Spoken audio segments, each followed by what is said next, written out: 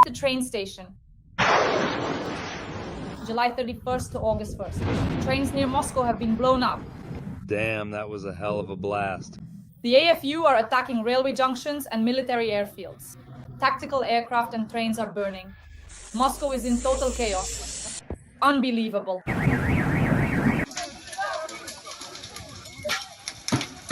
This is just fucking insane. It's a shit show. Everything's about to go up in flames. More than 10 strikes. Moscow and St. Petersburg are paralyzed by explosions. The AFU are blowing up train stations and airports. Railways have been blown up. Baduboom. The AFU are hitting Rostov, the Moscow region, Moscow, Samara petrochemical sites, and there are drone wrecks on the tracks. 132 trains have been delayed.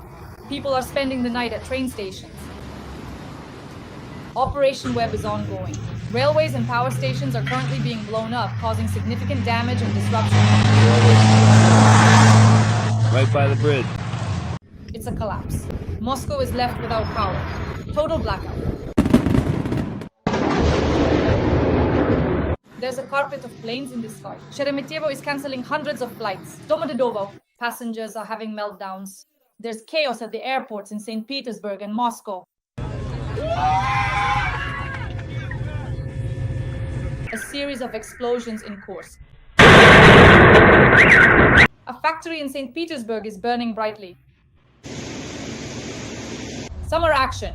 Breaking news, friends. July 31st, and the railways of Moscow, the Moscow region, Rostov, and other regions are under attack. This is just fucking insane. It's a shit show. Everything's going to burn now. More than 10 hits. Drones attacked 5 regions at once. In Salsk, Rostov region, there's a fire at the railway station. A freight train is on fire. The passenger train was urgently evacuated. Whoa, that was a hell of a hit. Train. Badubu. We're blowing up trains, stations, rail cars, and railway junctions. The railway got hit? Right by the bridge. Aviation is paralyzed. A hacker attack crashed Aeroflot's IT infrastructure. 7,000 servers destroyed, hundreds of flights cancelled. Passengers in Moscow are trapped. Everything has been hacked, from internal databases to documentation storage. Aeroflot is disconnected from the system. Losses amount to hundreds of millions of dollars. The FSB is already convening a secret meeting. Public services, clinics, pharmacies, Russian Post, and Salamkram are not working. The cyber partisans have announced the destruction of the entire IT network. The Sheremetyevo, Pulkovo, and Zhukovsky airports are paralyzed. Panic, crush, telegram failure. The FSB is shutting down the internet, and right now the FSB is holding an emergency meeting about the fact that the aviation collapse is costing Russia more than $50 million. Putin calls the new Minister of Transport to the carpet. He is afraid to report back because the aviation collapse has reached unprecedented proportions. Recently, flight delays have been happening everywhere. What do you think is the reason for this? What should be done about it, and who is to blame? Trump sets a new deadline for Russia, 10 days. The ultimatum is reinforced with threats of sanctions. And all this is happening against the backdrop of a Russian ship entering Estonian waters and new air defense systems being supplied to Ukraine. We are entering a phase of total pressure on the rails, in the sky, and at sea. We'll discuss all of this with renowned military analyst Roman Svitanov right now.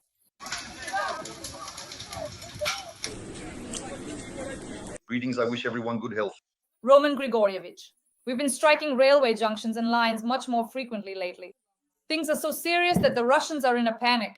It's absolute chaos at Paveletsky railway station. I called Russian Railways and they said, "We've sorted everything out. There are no delays. Come and see for yourself." People are standing here, and over there it's just a crush. There's a massive collapse at the railway stations. Tickets, crowds, panic. Here, a passenger train has been urgently evacuated. We attacked a freight train. Damn, they hit the railway station. The whole station is shaking. Somewhere beyond the tracks, it's really burning over there. What do you say? Well, the Russians are making sure there's a second wave. The second wave of the summer offensive was launched a bit earlier under pressure from Trump. Trump gave the Russians 60 days or maybe 50 for a light sweep of our territory, basically without any obstacles. And naturally, the Russians rushed ahead of the game. What is a wave? It's when approximately 100,000 military personnel, including soldiers, sailors, and airmen, who are typically stationed at their permanent deployment locations, such as established bases and garrisons, must be efficiently and strategically transferred to the front lines or the immediate line of contact where active engagement is occurring. And this transfer is happening right now. It's been going on for the second week already, mainly through the railway hubs in Rostov. And in order to prevent the Russians from deploying, transferring reserves, and spreading out along the front, we need to stop them at these key points. Why are strikes now being carried out on freight trains? A freight train transporting military equipment, that is military gear, of course, needs to be stopped. The issue is the difficulty of locating, that is, of providing specific targeting or making adjustments or guiding the strike. Our intelligence is handling these matters, and in principle, they're doing quite well. The fact that civilian trains are moving alongside the Russians' trains is their problem. They are waging war, they are occupying our territory. Naturally, we will defend ourselves. One of the best defense mechanisms is working on the enemy's rear. And out of all the rear areas, essentially, the real bottleneck is the Rostov Railway. That's why strikes have been, are, and will continue to be directed there. As for Salsk, what exactly is being transported through Salsk? Why is this strike critical? And can we talk about a deliberate disruption of the Russian armed forces' logistics in the south? And how are the strikes on the railways affecting the front right now? Delays rotation supply? Well, the thing is, a single strike on one section won't really achieve anything, of course. The Russians are able to reroute flows along other directions within a few hours. That's why strikes need to be carried out constantly, regularly, and more systematically. This needs to be done every day, every night, in order to stop the flow of Russian cargo, military cargo, through the Rostov railway hub. And it's not just the Rostov hub. Salsk is also connected to Taman, to the Taman direction, and there are basically two entry points, through Rostov and through Taman via the Kerch Bridge. That's why we can't forget about the Kerch Bridge, because everything that enters Crimea from there ends up going toward the Kherson and Zaporizhzhia directions. And now the Russians have started to step up their activity, by the way, on the Kherson front. They're trying to take control of the Antonivsky railway bridge. In other words, they will try to cross the Dnipro, even with small groups, to create some kind of tactical foothold.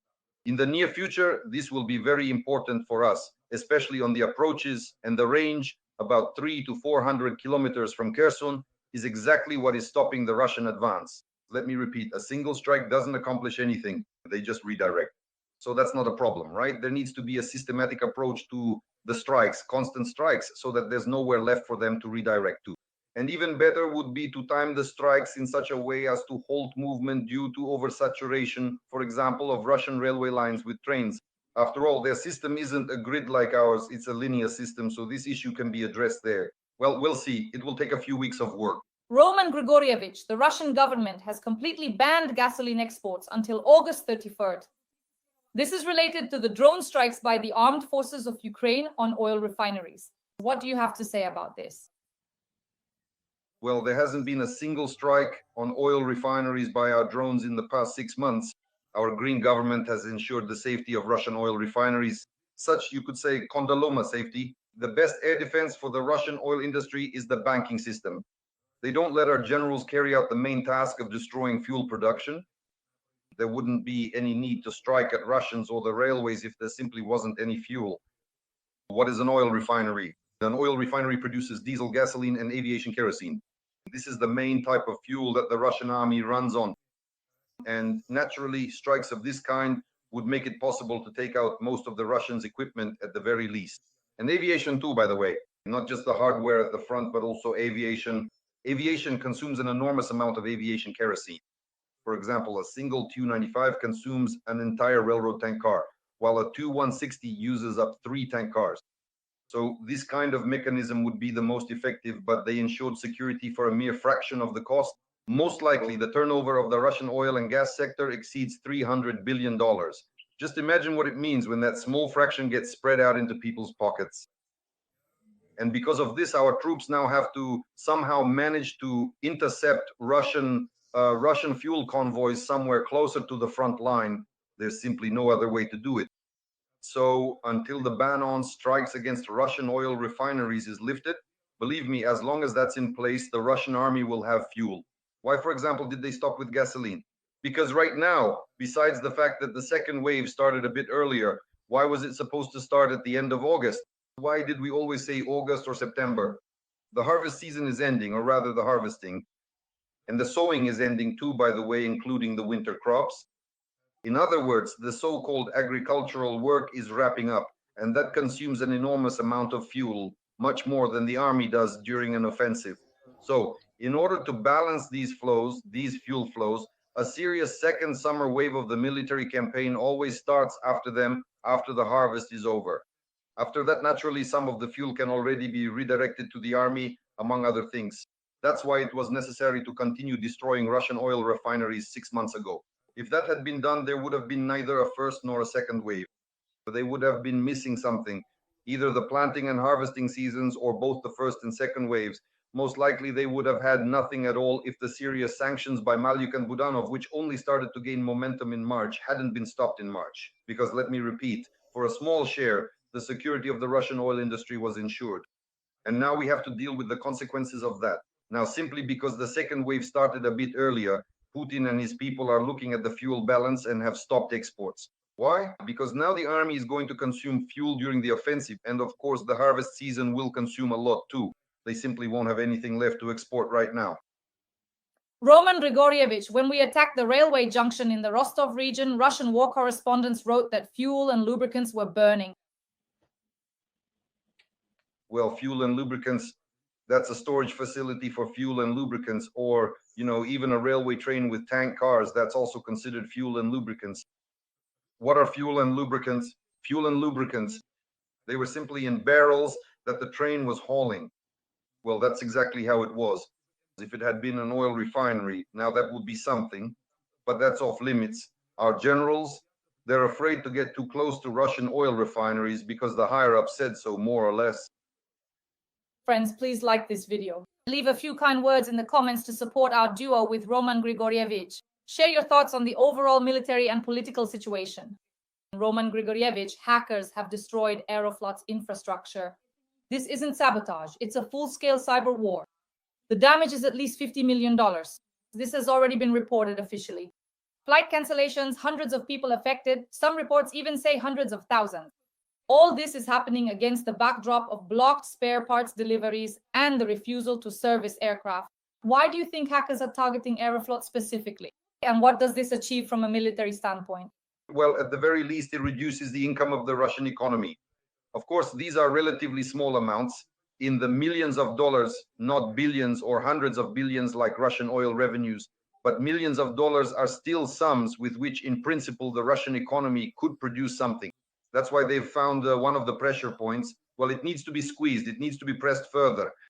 I'll say it again. This is much less significant than strikes on oil refineries, but still. The issue, for example, of stopping operations through hacker attacks is, in principle, caused by the Russians' own improper actions. They simply shouldn't be flying. Well, when there's a war going on, no one flies, we don't fly either. Why? Because during active hostilities, it's impossible to guarantee the safety of civilian aircraft. That's it. It's impossible. So, as I understand it, our hackers are mostly connected to our intelligence services. Right now, they're concerned about the lives of our Ukrainians who are in Russia.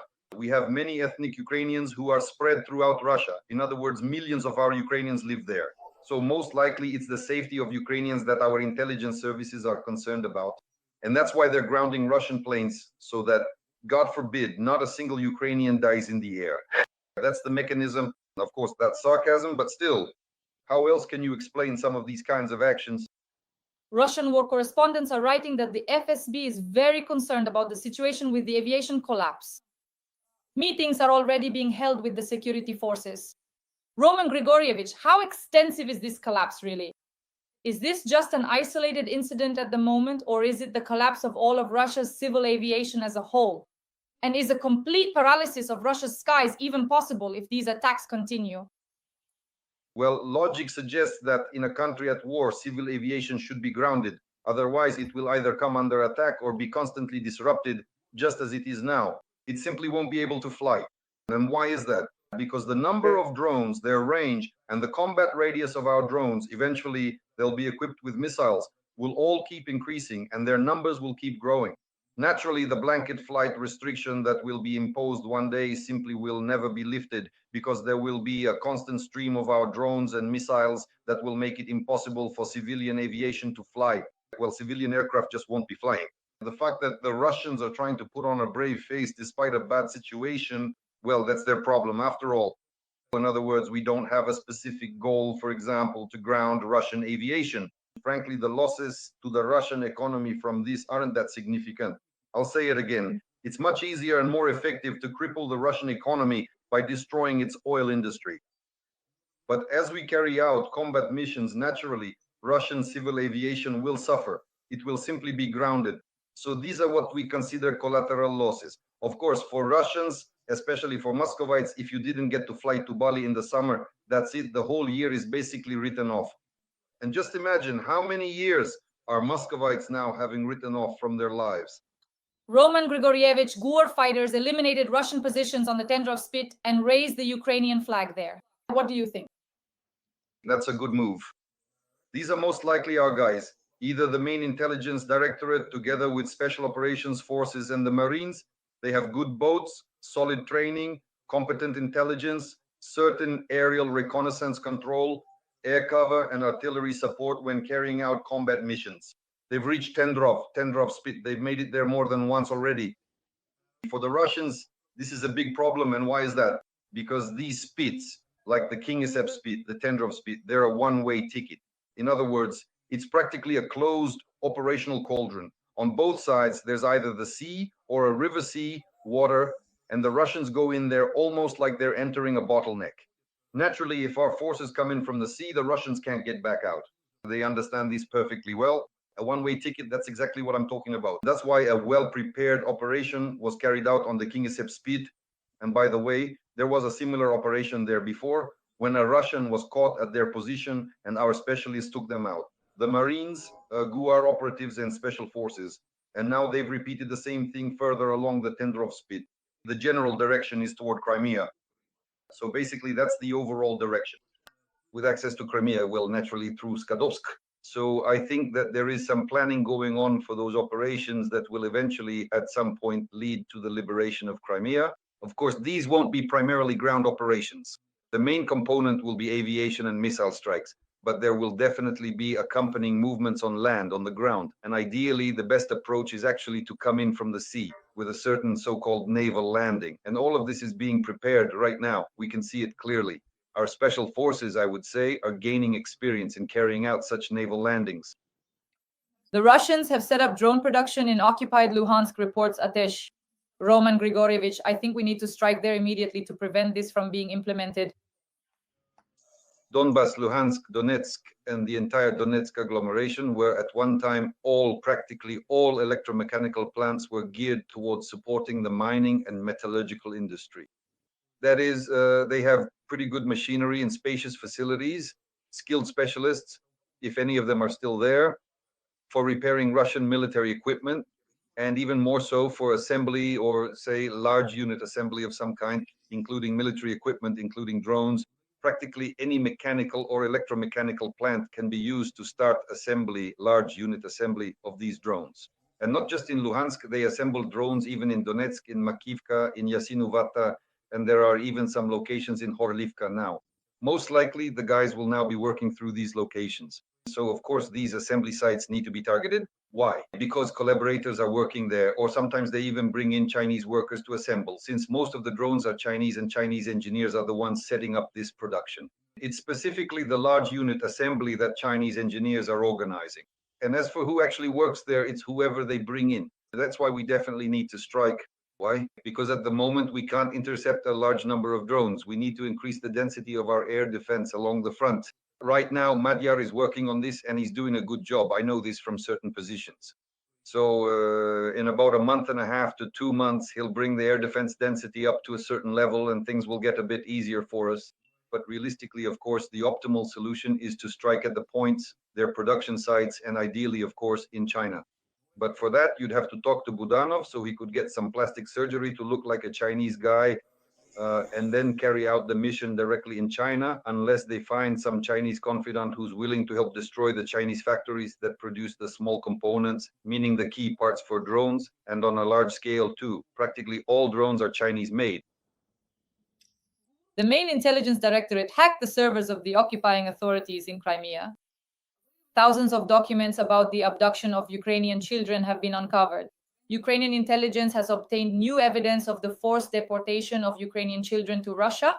The resources that were hacked contain documentation confirming the forced relocation of children from the temporarily occupied territories of Kherson, Zaporizhia, Donetsk, and Luhansk regions of Ukraine. This is what the main intelligence directorate officially reports. Roman Hrihorovich, the floor is yours. Well, the immediate question is, what were they doing there? Our children who are there in kindergartens, in schools, in special boarding schools, and in many orphanages as well. And who left them in the occupied territory? Here, the main intelligence directorate should first and foremost be questioning our own authorities who left our children in the occupied territory, who called everyone out for barbecues in May without announcing an evacuation from certain problematic areas. We still remember Mariupol and that entire southern part of Donbas, which was practically handed over, and that includes the occupied territory, including parts of Zaporizhia region. So this is where we need to start. After that, as for what the Russians did, that's something that will have to be dealt with at the International Criminal Court. In other words, how did they behave when, for example, an orphanage came under their control? What did they do with that orphanage then? But the very first step is to question the authorities. Why did you abandon our children? Why didn't you evacuate them from the occupied territory? So whoever was responsible should be put up against the wall and shot. There are simply no other options. Once again, this is where we need to start. And the fact that the GUAR guys have now hacked in and extracted some information in order to later search for our children, there's so little in a few years, they won't even know who they are, what they are, or how they ended up in these new families, the ones the Russians have scattered them into. So this is a problem, but it's not an unsolvable one. It will have to be addressed because the GUR guys are copying this information for the future search for our Ukrainians. But the root of the problem lies with the Green government, which was calling people out for barbecues instead of setting the task of evacuating from critical areas. Roman Grigorievich, let's move on to an important topic. This is a statement from Donald Trump, and after that from Prime Minister Tusk, the Prime Minister of Poland. Trump issued a tough ultimatum, 10 to 12 days until new decisions are made. Tariffs, sanctions, and increased military support are possible. At the same time, Medvedev is responding in his usual style, no one tells us what to do. In your opinion, how serious is Trump's deadline? Is this just PR or is it a real threat? And will Russia actually feel it? Most likely someone told Trump that there's a meme going around online right now called Trump 2 weeks. And he was probably wondering, what's this about? What does Trump 2 weeks mean? It turned out that for the past 6 months, every 2 weeks, he was giving Putin another 2-week deadline. This Trump 2 weeks thing stuck to him because he kept setting deadlines for some tasks. This time he decided not to give Putin 2 weeks, but 10 days. So now it's Trump 1.5 weeks or Trump a decade. In fact, that's even better. So it's just another one of Trump's empty boasts, nothing more. Why is that? Because right now they need to put pressure on Putin to resolve the Iran issue. Putin can put pressure on Iran. There are certain mechanisms of pressure, although the Iranians now already understand that Putin simply used them, just like, by the way, the Americans used us in the same way. Putin used them, trading them for Ukraine, and now the Iranians have basically shifted to some European mechanisms under the IAEA, under France, Britain, and Germany. That is, there are direct negotiations with Europe, and God willing, if the Israelis don't interfere again with their little war in the Middle East, then this deal on controlling the nuclear program by European institutions under the IAEA over the Iranian program will be concluded. And Europe could get cheap Iranian oil. $20 is not 70 after all. So this issue could turn out this way. It's not very beneficial for Trump, and it's definitely not beneficial for Israel. That's why they will now do everything possible to prevent this from happening. One of the options is to put pressure on Putin so that he in turn pressures Iran to stop their nuclear program, not to continue it in cooperation with Europe, but to halt it in cooperation with the Americans and the Israelis. That's right. So Trump is now using Ukraine and these so-called 10 days, the Trump decade, as a kind of club. In other words, he's using us in this sense to knock some sense into Putin so that the Ayatollahs will feel the impact as well. That's basically how it is. What happens in 10 days will depend on Iran. And then in 10 days, we'll discuss what comes next. We'll leave Trump with a Trump decade or maybe something else so that he can give another 10 days or maybe go back to 2 weeks or even 50 days. So then we'll have a 50-day Trump. Well, we'll find something to say about that. Roman Grigorievich, so Trump made a statement that if Putin doesn't cease fire, he's giving him 10 days to do so. Otherwise, there will be serious consequences. In your opinion, what consequences could there be if Russia doesn't meet these conditions by the beginning of August? Well, nothing will happen to Moscow. There won't be any consequences. And there won't be any consequences for Putin either. The secondary sanctions that Trump is threatening with. So what's the point of threatening Moscow? Secondary sanctions are meant to threaten Turkey, India, and China because they are the main consumers of Russian oil.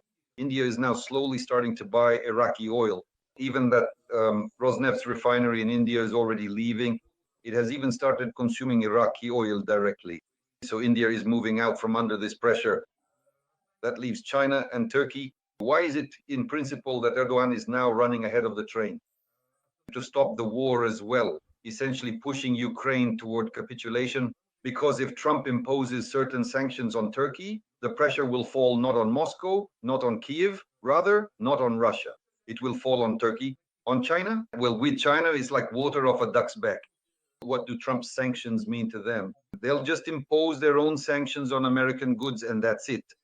So, in fact, this is just more of Trump's usual bluster with these sanctions, nothing more. In order to actually impose real sanctions on Moscow, you have to officially recognize Moscow as a state sponsor of terrorism. Only then will the sanctions be serious. That's when SWIFT will be cut off, economic activity will come to a halt, and with secondary sanctions, serious ones against everyone dealing with Moscow, it will really hit hard. But Trump will never go for that because it would be like shooting himself in the foot. He understands that perfectly well. That's why the rhetoric we're hearing from Trump right now, let me repeat, is mostly just talk aimed at putting pressure on Iran through Moscow. If that doesn't work, then he'll keep applying pressure, including on China. At least he'll try to. Again, what's interesting is how he plans to impose sanctions on China in 10 days when he and China had agreed to a 90-day truce on imposing sanctions on each other. Well, Trump has even forgotten about that. In the morning, he agreed with China to postpone sanction pressure for 90 days. And then that very evening, he's already talking about imposing secondary sanctions on China in 10 days. Well, that's just how Trump is. He's all over the place, as they say. In other words, it's absolutely impossible to analyze him from a military standpoint. That's a job for a psychiatrist. A psychiatrist would be able to clearly break it down, pinpoint exactly where, in which part of his left temporal lobe, whether it's in Broca's area or Wernicke's area, all these associative centers are firing when he says one thing in the morning and something else in the evening. And where some of his neurons just aren't connecting with each other, you know, they say that with 96 billion neurons, each should have about 5,000 synapses. But in his case, it seems like there are absolutely none. In other words, there's just no connection there. Let me repeat, this is definitely a case for a psychiatrist. Roman Grigorievich, the Prime Minister of Poland. Undoubtedly, a person who holds such a high position and should be responsible for his words, especially since Poland has always had historically close ties with America and both countries are NATO members, made the following statement. There is a high chance that hostilities in Ukraine will end in the near future, said Polish Prime Minister Donald Tusk. The Russian-Ukrainian war may at the very least be suspended, at least temporarily, in the near future. However, this in no way changes our situation. Poland must be ready for self-defense, regardless of how the situation develops on the Russian-Ukrainian front, stated the Prime Minister of Poland. Roman Grigorievich, what does Tusk mean when he makes such statements? He means the capitulation of Ukraine. The point is that leaving Russian troops on our occupied territory is the capitulation of the Zelensky administration. Specifically, Tusk is saying in the near future, the Zelensky administration is ready to capitulate, handing over millions of Ukrainians to the Russians, leaving the Russian army on the occupied territory, giving up a fifth of Ukrainian land, more than 100,000 square kilometers. Well, that's what Tusk is talking about. And at the same time, he says that Poland must prepare for military action. They're getting ready. They're doing a great job. They're not preparing for barbecues in May. Poland is specifically preparing for military action against the Russians. Moreover, they've settled in there and certain fortified areas are already being built and preparations are underway for confrontation with Belarus and even with the Russians in Kaliningrad as well. Well, these are sensible people. In other words, sensible people prepare for war if they have such a neighbor nearby. The not so sensible ones prepare for barbecues. Is the violation of Estonia's borders a test of NATO's resolve? When a drone enters the airspace and when ships cross over and accordingly Estonia sends a signal, they enter territorial waters, Estonia sends a signal, and the delivery of another 11 Iris-T batteries to Ukraine, is that an increase in pressure on Russia? Roman Grigorievich, the floor is yours. Well, the Iris-T systems that Germany will be supplying us with over a certain period, the thing is, it's not going to happen that quickly. After all, it's a complex system. Even though it might look simple, it's actually a highly sophisticated system that allows Iris-T missiles to intercept almost any aerial target within a 40-kilometer radius. Plus, they're now going to try to teach the missile, teach in quotes, of course, to intercept ballistic targets as well. So basically, it's an excellent system. The issue is that, of course, production and delivery to us will take some time. So it's not so much about putting pressure on Russia as it is about trying to address our own issues related to the Russian invasion. By the way, a big thank you to Germany for this. Right now, it's clear that this is specifically the merit of Merz, his government, the German government, and all Germans as well, because after all, this comes from the taxes of German workers. Of course, a delivery like this won't solve the problem, but at the very least, it will be a significant help to us.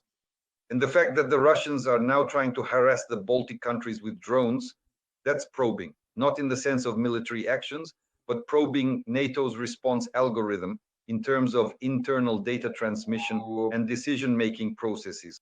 So now, for example, they launch a drone and observe how long it takes NATO generals to make decisions, who reports to whom, and how the feedback loop works. And often after that, an actual action will follow. So what should our NATO partners do? They should do what Erdogan did. If a plane enters your airspace for a second and a half, shoot it down. That's it. There is no other option. Well, maybe, no, there could be another. If they enter for half a second, shoot them down.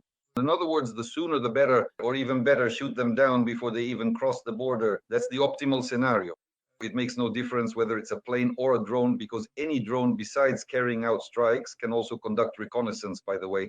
And this reconnaissance, if it's the Israeli forepost, the one the Israelis built a factory for in Russia to produce foreposts, if these foreposts start entering Estonian, Lithuanian, or Latvian airspace, believe me, after that, ballistic missiles will start flying.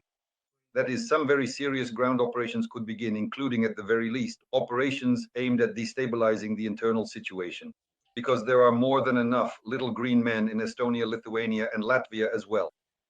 Not the little green men we have on Bankova Street, but the same little green men who entered Crimea and Donbass. There are already many of them there, they just need to be activated. So when the decision is made to activate them, there are already several 100,000 pro-Russian individuals, or even actual Russians in the purest sense, currently present inside the Baltic countries.